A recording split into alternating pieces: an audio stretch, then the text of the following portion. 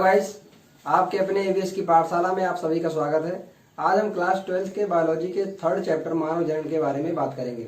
उम्मीद है कि पिछला चैप्टर यानी कि पुष्पी पौधों में लैंगिक जनन के सारे वीडियोज आपने देख लिए होंगे।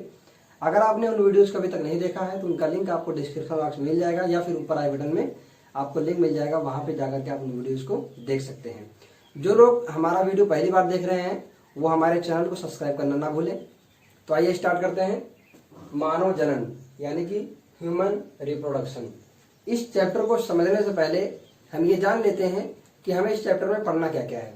इस चैप्टर में हमको पढ़ना है कि मानव में जनन किस प्रकार होता है, कौन सा जनन होता है और किस प्रकार नए संतान का निर्माण होता है। यानी कि इस चैप्टर में हम ये पढ़ेंगे कि मानव में जनन किस प्रकार होता है, कौन सा जनन होता है और उस जनन के पश्चात किस प्रकार नए संतान का निर्माण होता है। इस चैप्टर में हम लोग पढ़ेंगे। तो चलिए स्टार्ट करते हैं।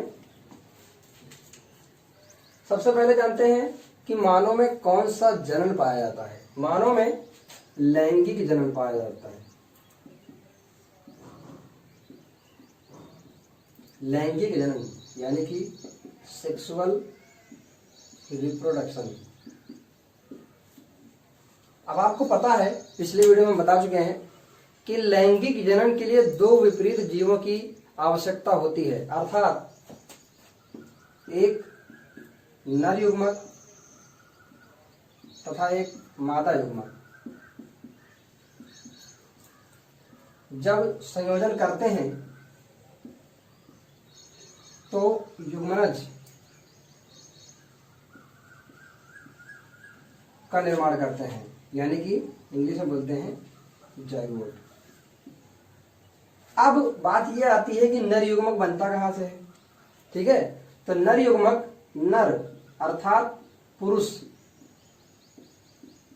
से आता है और मादा युग्मक अर्थात मादा यानी कि स्त्री से आता है।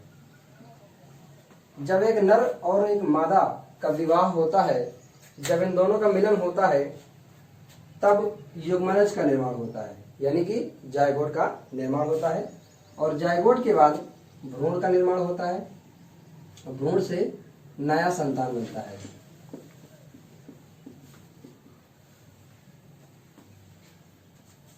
तो यहां पे आप समझिए फिर से, नर यानी पुरुष से नर युग्मक का निर्माण होता है, मादा यानी स्त्री से मादा युग्मक का निर्माण होता है। ठीक है, अब ये दोनों जब संयोग करते हैं तो जायगोट का निर्माण होता है और जायगोट आगे विकसित होकर भ्रूण का निर्माण करता है और भ्रूण आगे विकसित होकर के नया संतान बनाता है। ठीक है, अब बात ये आती है कि जो मनुष्य का शरीर होता है उसमें जितने भी कोशिकाएं होती हैं, सभी कोशिकाओं में 46 गुणसूत्र होते हैं। आप सभी को ये पता है कि चाहे वो नर हो चाहे वो मादा हो, उसमें उसकी कोशिकाओं में 46 गुणसूत्र पाए जाते हैं। अब बात यह आती है कि जब ये 46 गुणसूत्र मिलते हैं, अब एक चीज और, यहाँ पे जो नया संतान बनता है उसमें भी 46 गुणसूत्र होते हैं।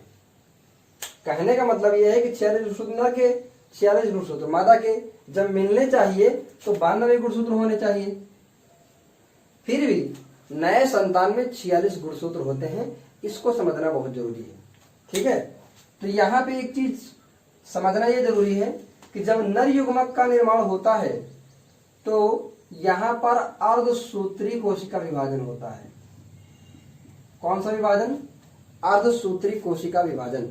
अर्धसूत्री कोशिका विभाजन हम आपको बता चुके हैं कि एक कोशिका से 4 कोशिका का निर्माण होता है अर्धसूत्री कोशिका विभाजन में, और ये 2n होता है यानी कि डिप्लॉइड होता है। और जितने भी कोशिका बनते हैं ये सब हैप्लॉइड यानी कि n बनते हैं।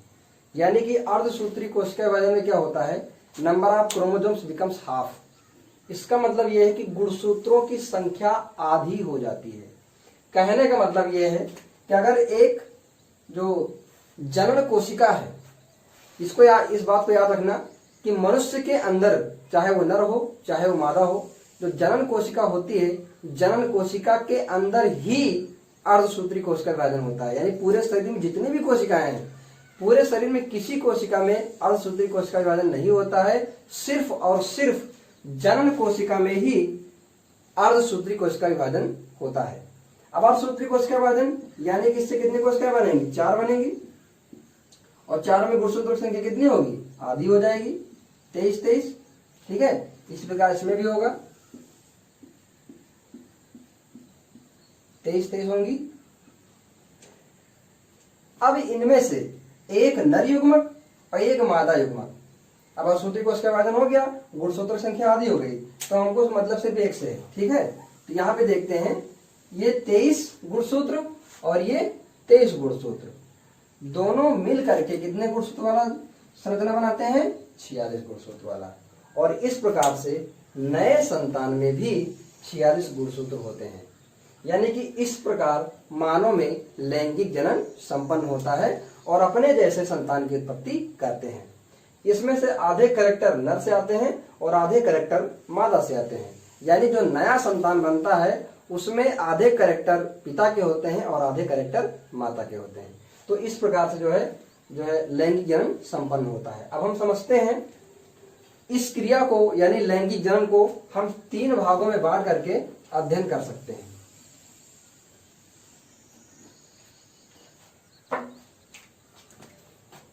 सबसे पहले जो पहला चरण है निषेचन पूर्व घटना, जिसे बोलते हैं इंग्लिश में प्री फर्टिलाइजेशन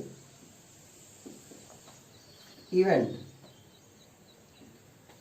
दूसरी आती है, दूसरी जो चरण है वो है निषेचन यानी कि फर्टिलाइजेशन। तीसरा जो चरण है निषेचन पश्च घटना यानी कि पोस्ट फर्टिलाइजेशन इवेंट। यानी मानव में जो लैंगिक जनन होता है इसको हम 3 चरणों में बांट करके समझ सकते हैं। पहला है निषेचन पूर्व घटना, दूसरा है निषेचन और तीसरा है निषेचन पश्च घटना। निषेचन पूर्व घटना में हम पढ़ेंगे कि निषेचन से पूर्व होने वाली घटनाएं कौन है। यानी कि अब बात करते हैं निषेचन क्या होता है। जब नर युग्मक और मादा युग्मक संलयित होते हैं तब उस क्रिया को बोलते हैं निषेचन। अब इसके पहले जो घटनाएं होती हैं वो हम पढ़ेंगे निषेचन पूर्व घटनाएं में। और इनके पहले कौन सी घटनाएं होती हैं? नर युग्मक का निर्माण और मादा युग्मक का निर्माण, इसके बारे में हम बात करेंगे। अब निषेचन, जब नर युग्मक मादा युग्मक मिलते हैं तब जो है जायगोट का निर्माण होता है, इसे बोलते हैं निषेचन। अब निषेचन पश्च घटना में पढ़ेंगे, यानी निषेचन के बाद कौन सी घटना होती है। तो निषेचन जब हो जाएगा तो जायगोट का निर्माण होगा, जायगोट आगे विकसित होकर के भ्रूण का निर्माण करेगा और भ्रूण आगे विकसित होकर के नया संतान बनाएगा। यानी कि ये जो घटना है इसके ये है निषेचन पश्च घटना, इसके बारे में हम बात करेंगे। यानी पूरा जो लैंगिक जनन होता है मानव में उसको हम 3 भागों में या 3 चरणों में बांट करके अध्ययन कर सकते हैं। तो हम बात करेंगे सबसे पहले निषेचन पूर्व घटना के बारे में। एक चीज यहाँ पे समझना और अनिवार्य है कि अर्धसूत्री कोशिका विभाजन का महत्व यहाँ पर यह है कि कोई भी जो मनुष्य का शरीर है उसमें जितनी भी कोशिकाएं होती है सब में 46 गुणसूत्र होते हैं। अगर ये अर्धसूत्री कोशिका विभाजन यहाँ पे ना हो या समसूत्री विभाजन हो तो यहाँ 46 गुणसूत्र, यहाँ 46 गुणसूत्र मिल करके आएंगे हम यहाँ क्या आ जाएंगे, यानी कि 92 गुणसूत्र यहाँ पर होंगे। अब ऐसा कोई संभव नहीं है कि मनुष्य के शरीर में एक कोशिका में 92 गुणसूत्र हों। ठीक है, तो यहाँ पे इसलिए ये महत्व है अर्धसूत्री कोशिका विभाजन का। ठीक है, तो हम बात करेंगे निषेचन पूर्व घटना।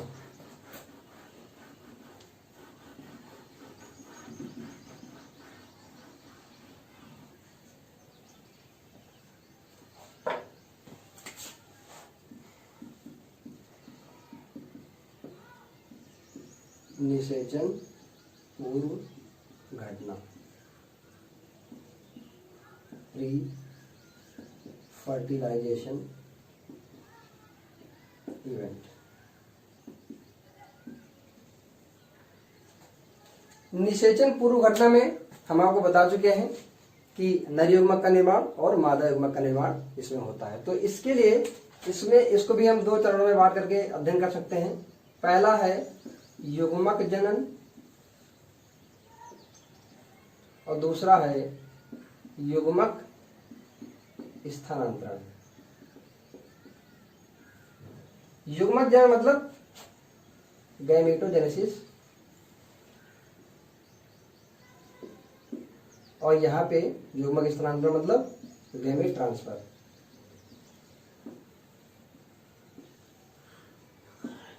अब इसमें पढ़ेंगे कि युग्मक का निर्माण किस प्रकार होता है, यानी वो घटना जिसमें युग्मक का निर्माण होता है युग्मक जनन कहलाता है।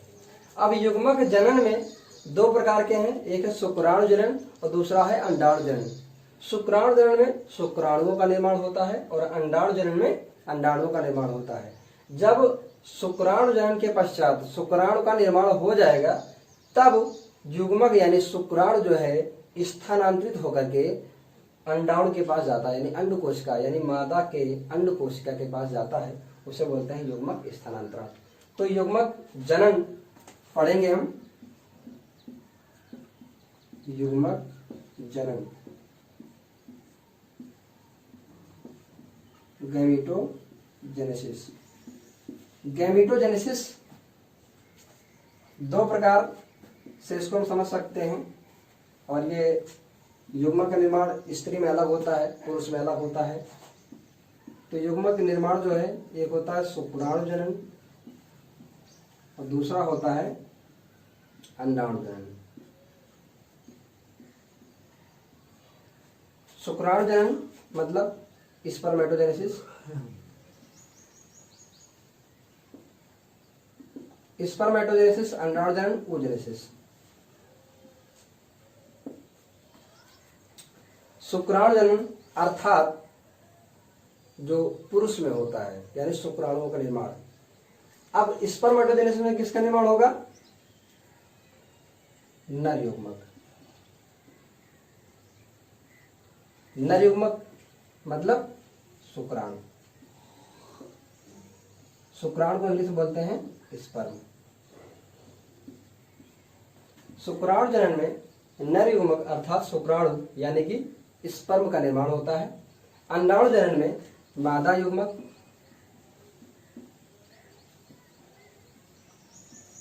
यानी कि अंड कोशिका, या इसको हम ओवम भी कहते हैं।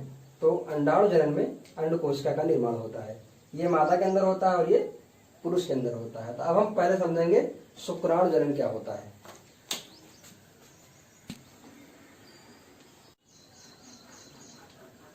अब हम बात करेंगे शुक्राणु जनन के बारे में।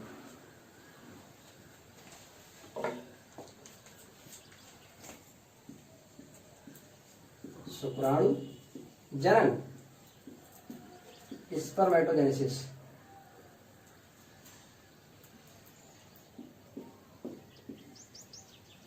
वह प्रक्रिया जिसमें शुक्राणुओं का निर्माण होता है शुक्राणु जनन कहलाता है। शुक्राणु जनन यानी स्पर्मेटोजेनेसिस। अब ये प्रक्रिया कहाँ होती है? अब हम बात करेंगे जो मनुष्य के अंदर शुक्राणु जनन की प्रक्रिया, यानी कि मनुष्य का लैंगिक अंग कौन सा होता है, यानी कि ऐसा अंग शरीर में जो लैंगिक जनन में भाग लेता है, उसके बारे में हम बात करेंगे। तो सबसे पहले हम बात करेंगे शुक्राणु जनन को अगर आपको समझना है तो उससे पहले हमें पढ़ना पड़ेगा नर जनन अंग तंत्र, इसके बारे में हम बात करेंगे। नर जनन अंग तंत्र, मेल रिप्रोडक्टिव ऑर्गन सिस्टम।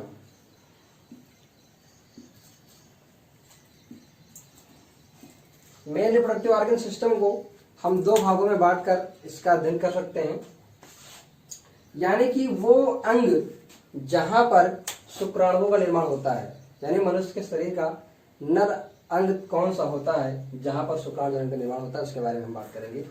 तो इसको दो भागों में बांटकर अध्ययन कर सकते हैं। प्राथमिक लैंगिक अंग, दूसरा है सहायक या द्वितीयक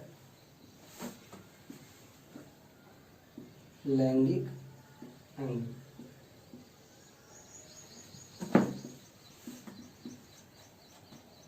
प्राइमरी सेक्स ऑर्गन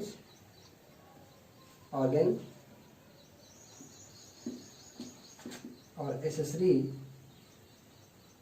और सेकेंडरी सेक्स ऑर्गन, इसके बारे में बात करेंगे। प्राइमरी सेक्स ऑर्गन जो होता है, प्राथमिक लैंगिक अंग, इसके अंदर युग्मक का निर्माण होता है। फिलहाल हम बात कर रहे हैं नर जननांग तंत्र की, तो यानी कि जिसमें स्पर्म का निर्माण होता है, यानी कि शुक्राणुओं का निर्माण होता है। वो अंग जहां पर शुक्राणुओं का निर्माण होता है उसे वृषण कहते हैं, यानी कि टेस्टिस। टेस्टिस के अंदर शुक्राणुओं का निर्माण होता है। ये सबसे इंपॉर्टेंट है, अंग है, प्राथमिक लैंगिक अंग यानी कि प्राइमरी सेक्स ऑर्गन, और इसके अंदर युग्मक का निर्माण होता है। और हम बात कर रहे हैं नर जननांग की, तो नर जननांग कौन सा है? वृषण। वृषण के अंदर जो है शुक्राणुओं का निर्माण होता है। दूसरा है सहायक या द्वितीयक लैंगिक अंग, एक्सेसरी और सेकेंडरी सेक्स ऑर्गन। अब इसको भी हम दो भागों में बांट सकते हैं। पहला है सहायक नलिकाएं और दूसरा है सहायक ग्रंथियां। ये बहुत ही कॉम्प्लिकेटेड है, इसको ध्यान से समझना। यानी शुक्राणु जनन को समझने से पहले, शुक्राणु जनन का मतलब क्या होता है? जहां पर शुक्राणुओं का निर्माण होता है, यानी वो कौन सा अंग होता है। तो यहाँ पर वृषण एक ऐसा अंग होता है जहां पर शुक्राणुओं का निर्माण होता है। तो ये आता है किसमें? नर जनन अंग तंत्र में। तो इसको हमें समझना बहुत जरूरी है। नर जनन अंग तंत्र को हम दो भागों में बांट सकते हैं, प्राथमिक लैंगिक अंग, दूसरा सहायक द्वितीयक लैंगिक अंग। प्राथमिक लैंगिक अंग सबसे महत्वपूर्ण होता है क्योंकि इसके अंदर शुक्राणु यानी स्पर्म का निर्माण होता है। किसके अंदर होता है? वृषण के अंदर। ठीक है। दूसरा है सहायक द्वितीयक लैंगिक अंग। द्वितीयक अंग को हम जो है दो भागों में बांट के अध्ययन कर सकते हैं। सहायक नलिकाएं जिसे बोलते हैं एक्सेसरी डक्ट्स, और इसे बोलते हैं एक्सेसरी ग्लैंड्स। ये सहायक होते हैं किसमें? शुक्राणुओं के निर्माण में, और इसके स्थानांतरण में ये हेल्प करते हैं। अब सहायक नलिकाएं कौन कौन सी होती हैं? ये चार होती हैं। सहायक नलिकाएं कितनी होती हैं? चार। सबसे पहले रीड टेस्टिस,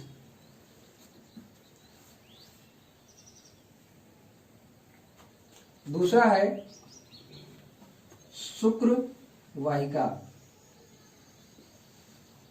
तीसरा है अधिवृषण, और चौथा है शुक्र वाहिनी। इसको आपको समझना है। यह क्वेश्चन पूछा जाता है कि ऐसी कौन सी सहायक नलिकाएं होती हैं जो शुक्राणुओं के स्थानांतरण में सहायता करती हैं। तो चार नाम यहाँ पे हैं, रीड टेस्टिस, दूसरा है शुक्र वाहिका जिसे बोलते हैं वास डिफरेंशिया, और तीसरा है अधिवृषण इपिडिडमिस, और चौथा शुक्रवाहिनी वास डिफरेंस।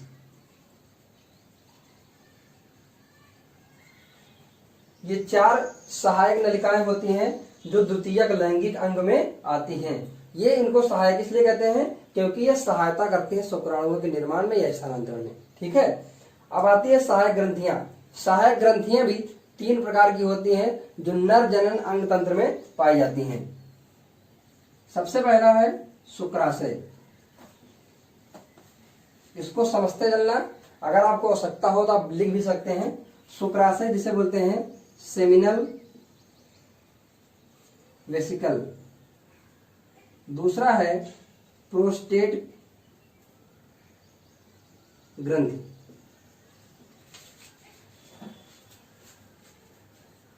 Prostate gland. और तीसरा है बल्बोयूरेथ्रिन।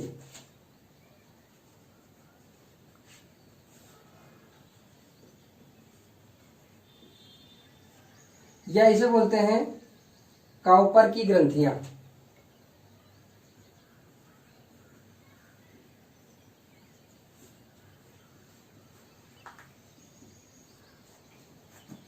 इंग्लिश में बोलते हैं बल्बो यूरेथ्रल ग्लैंड, या इसे बोलते हैं काउपर्स ग्लैंड। अब इसी समय इनका कार्य भी समझ लेते हैं। शुक्राशय जो होता है ये जोड़ी में होते हैं, और जो शुक्राशय होता है ये पेनिस के पीछे पाए जाते हैं, और इसमें से एक क्षारीय तरल पदार्थ स्रावित होता है। कौन सा पदार्थ? क्षारीय तरल पदार्थ।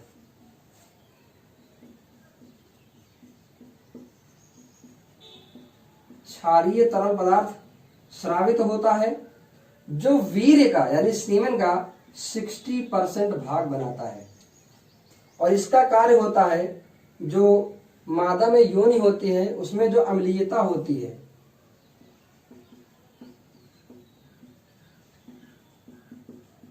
योनि की अम्लीयता को प्रभावित करता है।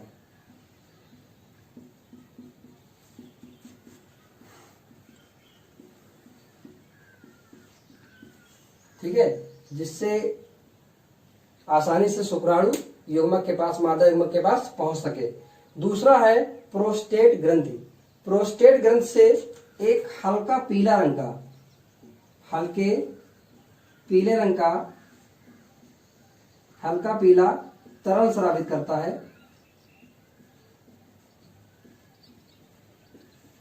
जो वीर्य का यानी सीमेन का 25% भाग बनाता है, और ये अम्लीय होता है। अम्लीय होता है, और जो ये अम्लीय होने से इसमें जो क्षारीय माध्यम होता है, जब ये मादा युग्मक के पास जाता है तो उसको न्यूट्रल कर देता है, जिससे जो है वीर्य यानी जो शुक्राणु होते हैं वो मरते नहीं है। तीसरा है बल्बोयूरेथ्रिन। बल्बोयूरेथ्रिन चिकनाई के लिए एक पदार्थ प्रदान करता है, जो चिकनाई जो है प्रदान करता है। जब शुक्राणु मादा युग्मक के पास जा रहे होते हैं तो वहां पर ये चिकनाई के लिए, यानी जब मैथुन उत्तेजना होती है तो वहां पर चिकनाई को जो है बढ़ाता है। बल्बोयूरेथ्रिन या काउपर की ग्रंथियां, ये इनका कार्य होता है। ठीक है, तो आपने देखा नर जनन अंग तंत्र में प्राथमिक लैंगिक अंग यानी प्राइमरी सेक्स ऑर्गन, जिसमें टेस्टिस के अंदर, वृषण के अंदर शुक्राणुओं का निर्माण होता है, और ये सबसे महत्वपूर्ण अंग होता है, इसीलिए इसको प्राथमिक लैंगिक अंग कहा जाता है। दूसरा है सहायक द्वितीयक लैंगिक अंग, एसेसरी या सेकेंडरी सेक्स ऑर्गन जिसे बोलते हैं। ये इनको हम दो भागों में बांट सकते हैं, सहायक नलिकाएं और सहायक ग्रंथियां। सहायक नलिकाएं 4 प्रकार की होती हैं: रीड टेस्टिस, शुक्रवाहिका, अधिवृषण और शुक्रवाहिनी। ठीक है, ये वृषण से आगे जो है संबंधित होती हैं, जो शुक्राणुओं को स्थानांतरण में सहायता करते हैं, इसलिए इनको सहायक ग्रंथियां, सहायक लैंगिक अंग भी कहा जाता है। अब दूसरी हम बात करते हैं जो सहायक ग्रंथियां होती हैं। सहायक ग्रंथियां 3 प्रकार की होती हैं। एक होता है शुक्राशय, जिसे सेमिनल वेसिकल इंग्लिश से बोलते हैं। ये क्षारीय तरल पदार्थ स्रावित करता है, जो सीमेन का यानी वीर्य का 60% भाग बनाता है, और ये इसका कार्य क्या होता है, मादा की योनि की जो अम्लीयता है उसको प्रभावित करता है, उसको क्षारीय करता है। ठीक है, दूसरा है प्रोस्टेट ग्रंथि। प्रोस्टेट ग्रंथि ये अम्लीय पीले रंग का जो है तरल स्रावित करता है, और ये वीर्य का 25% भाग बनाता है। उसके बाद है बल्बोयूरेथ्रल या काउपर की ग्रंथियां।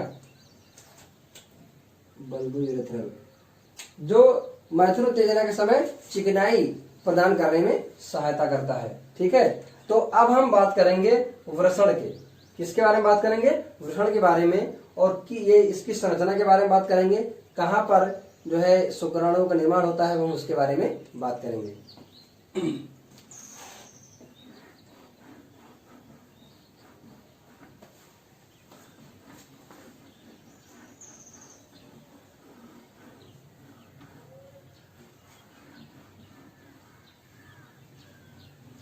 करेंगे वृषण के बारे में, यानी कि प्राथमिक लैंगिक अंग।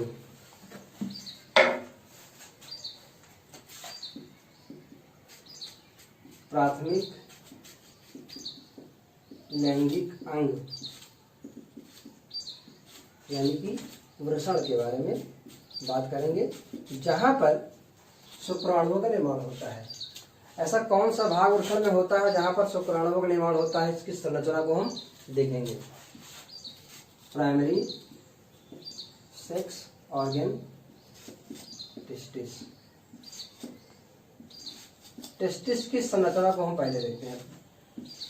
वृषण ये मनुष्य के शरीर में और पुरुष में एक जोड़ी होता है, एक जोड़ी पाया जाता है, और ये वृषण कोश में होता है। कहाँ होता है? वृषण कोश में। और वृषण कोश में शरीर से बाहर होता है। ये याद रखना, जो वृषण होता है, वृषण मनुष्य के शरीर के वृषण कोश में एक जोड़ी वृषण पाए जाते हैं, और ये वृषण शरीर से बाहर होते हैं। शरीर से बाहर होने का सबसे बड़ा कारण ये है कि जो मनुष्य के शरीर का तापमान होता है उससे 2 से 3 डिग्री सेल्सियस ये कम होता है। अब इसकी संरचना को देखते हैं। एक जोड़ी होते हैं ये,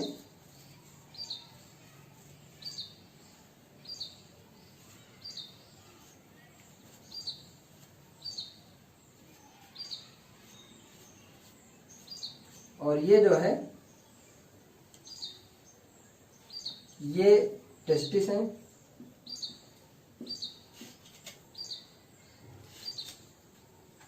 ये जो है वृषण कोश, इसे बोलते हैं स्क्रोटम। ये है वृषण।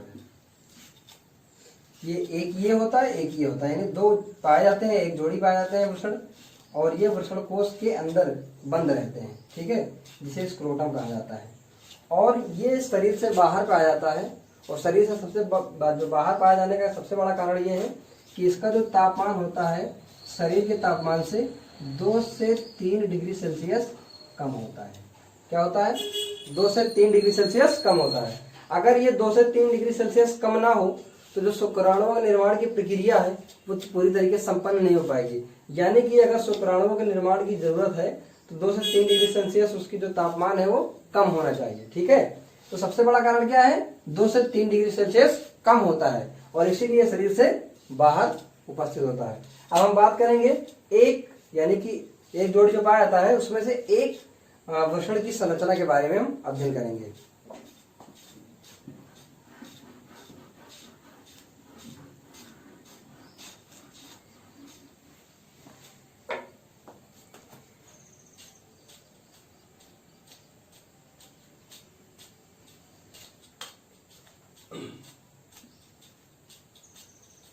एक वृषण में एक पिंड जैसी संरचना होती है, और ये एक वृषण में जो इनकी संख्या होती है वो 200 से लेकर के 400 होती है। हम जो है यहाँ पर 4 स्ट्रक्चर आपको बना के दिखा रहे हैं, परंतु ये 200 से 400 होते हैं। इन्हें कहा जाता है वृषणीय पिंडक। वृषणीय पिंडक इनको कहा जाता है, यानी कि टेस्टिकुलर ट्यूबुल्स। ये पिंडक यानी टेस्टिकुलर ट्यूबुल्स, इनकी जो संख्या होती है, ये एक वृषण है, प्रत्येक वृषण में वृषणीय पिंडक की जो संख्या होती है वो 200 से 400 होती है। कितनी होती है? 200 से 400 होती है। और प्रत्येक वृषणीय पिंडक में एक नलिका जैसी संरचना होती है, ये इस टाइप से, और इनकी जो संख्या होती है वो 3 होती है, 1 से 3। इन्हें बोलते हैं शुक्रजनक नलिका।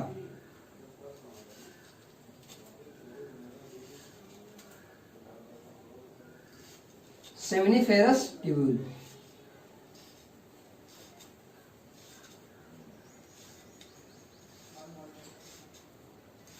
ये कितनी होती है? 1 से 3। हम यहाँ पे 2 बनाए हैं, एक ये और एक ये। 1 से 3 शुक्रजनक नलिका होती है। और शुक्रजनक नलिका को अगर हम इसका सेक्शन काट के देखें, यानी जैसे मान लीजिए ये पाइप है, इस पाइप को हम ऐसे संरचना काटेंगे तो इस प्रकार संरचना दिखाई देगी। तो इसी प्रकार अगर हम शुक्रजनक नलिका का सेक्शन काट के देखें तो उसमें 2 प्रकार की कोशिकाएं पाई जाती हैं। ये सेक्शन है, 2 प्रकार की कोशिकाएं पाई जाती हैं इसमें। एक हम डिफरेंट कलर से इसको दिखाते हैं।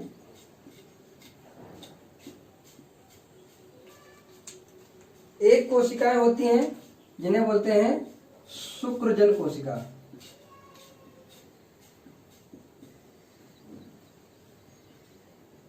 जिसे स्पर्मेटोगोनिया बोलते हैं।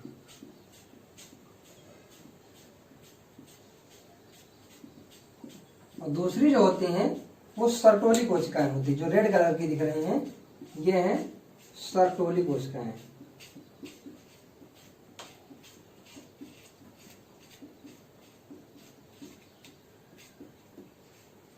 Sertoli cells.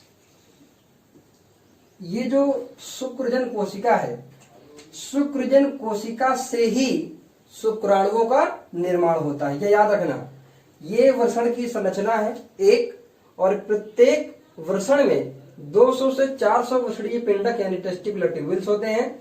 और प्रत्येक टेस्टिकुलर ट्यूब्यूल में 1 से 3 शुक्रजनक नलिका होती है। शुक्रजनक नलिका होती है जिसे सेमिनिफेरस ट्यूब्यूल कहा जाता है। सेमिनिफेरस ट्यूब्यूल का अगर हम सेक्शन काट के स्ट्रक्चर का अध्ययन करें तो इस प्रकार संरचना होती है। इसमें 2 प्रकार की कोशिकाएं होती हैं। एक जो ब्लैक कलर दिख रही है, ये शुक्रजन कोशिका होती है। दूसरी जो होती है सर्टोली कोशिकाएं होती हैं। शुक्रजन कोशिका से ही शुक्राणुओं का निर्माण होता है, जिसे इंग्लिश में स्पर्मेटोगोनिया कहा जाता है। सर्टोली कोशिकाएं जो होती हैं, इनका कार्य क्या होता है? ये पोषण प्रदान करती हैं। क्या करती हैं? पोषण प्रदान करती हैं। और पोषण किसको प्रदान करती हैं? जहां पर शुक्रजन कोशिका से शुक्राणुओं का निर्माण होता है, तो ये जो विकसित हो रहे शुक्राणुओं के लिए सर्टोली कोशिकाएं पोषण का कार्य करती हैं। शुक्रजनक कोशिका, ठीक है। तो आपने समझा कि वृषण की संरचना में वृषणीय पिंडक होते हैं जिनकी संख्या 200 से 400 होती है, और 1 से 3 शुक्रजनक नलिका होती है। किसके अंदर? वृषणीय पिंडक के अंदर। प्रत्येक वृषणीय पिंडक के अंदर 1 से 3 शुक्रजनक नलिका होती है।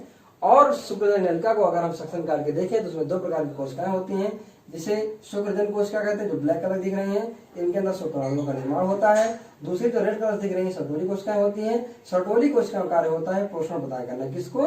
जो विकसित हो रहे शुक्राणु हैं उनको। इसके अलावा ये जो शुक्रजनक नलिका है, शुक्रजनक नलिका के बीच में जो खाली स्थान बचता है, यहाँ पर कुछ कोशिकाएं पाई जाती हैं, और इन कोशिकाओं को कहा जाता है अंतराली कोशिकाएं। क्या कहा जाता है? अंतराली कोशिकाएं। अंतराली कोशिकाएं जो होती हैं, इनको इंग्लिश में बोलते हैं इंटरस्टिशियल सेल्स। अब इंटरस्टिशियल जो सेल्स होती हैं, इंटरस्टिशियल सेल, इनका कार्य होता है कि नर हार्मोन को उत्पन्न करते हैं। किसको? इनका कार्य होता है नर हार्मोन, नर हार्मोन्स को उत्पन्न करती हैं। नर हार्मोन्स कौन कौन से होते हैं? टेस्टोस्टेरोन, और अन्य जो होती हैं एंड्रोजन्स। नर हार्मोन का श्रावण कौन करते हैं? वृषण के जो शुक्रजनक नलिकाएं होती हैं, उनके बीच में जो खाली स्थान होता है, वहां पर अंतराली कोशिकाएं यानी इंटरस्टिशियल सेल पाई जाती हैं, या इनको लीडी कोशिकाएं भी कहते हैं। वहां पर नर हार्मोन उत्पन्न होते हैं।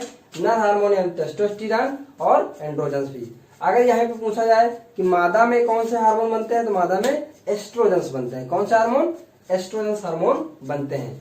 आज हमने देखा मानव में लैंगिक जनन होता है, उसके 3 चरण।